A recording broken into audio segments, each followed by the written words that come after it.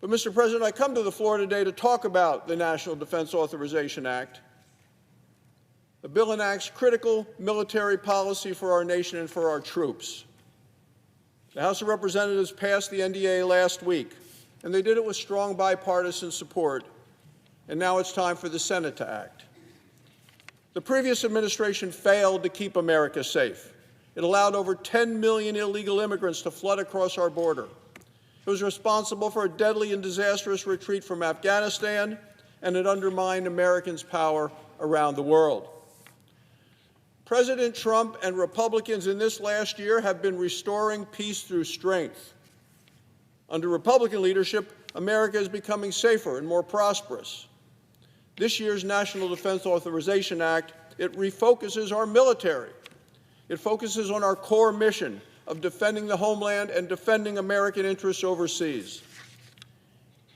It deters our enemies and defends our nation. In combat, Mr. President, as you know better than any, competence matters, not political correctness. The NDAA refocuses our military on lethality and on readiness, and it rolls back these divisive DEI policies which the Democrats have given us the last 4 years. Those liberal Democrat policies took time, money, and attention away from the training, the preparation, and combat effectiveness. The bill on the Senate floor today restores policies that are merit-based and mission-focused.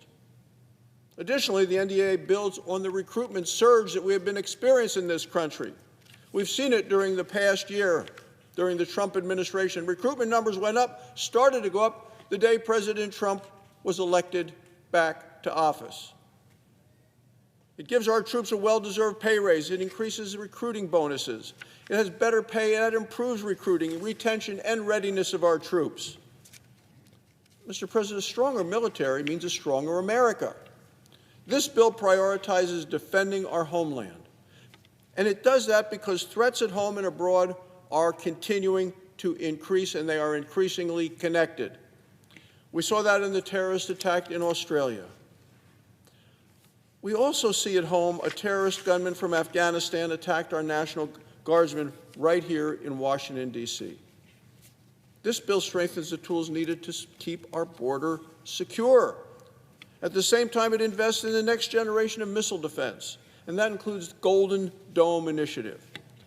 It expands counter-drone authorities to protect military bases, critical infrastructure, and public spaces. In Wyoming, protecting the homeland is what we do every day. Cheyenne, Wyoming is home of the F.E. Warren Air Force Base. F.E. Warren is home to the Minuteman III intercontinental ballistic missiles.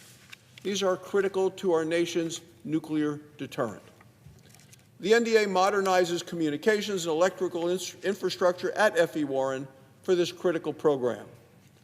Furthermore, it invests $4.3 billion in the Sentinel missile program. These are the missiles that will replace the Minuteman III. Wyoming will be the first to receive these new missiles.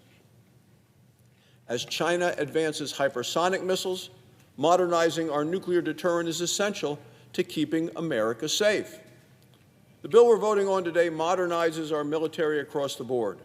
It's going to make our warfighters more lethal and more intimidating.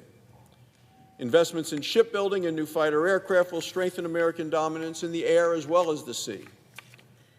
At the same time, cutting unnecessary spending will make the Pentagon more efficient, more effective, and more accountable. The National Defense Authorization Act restores America's arsenal of democracy. For far too long, bureaucratic hurdles slowed production. They stifled innovation. And this bill removes those barriers and accelerates the delivery of new technology. During World War II, American industrial strength was decisive to victory. Industrial strength is the foundation of the safety, of security, and of our liberty. When we innovate, we deter aggression.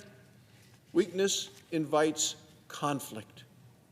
That's what happens. Weakness invites conflict. Or my friend and colleague, Senator Kennedy of Louisiana, always said, weakness invites the wolves.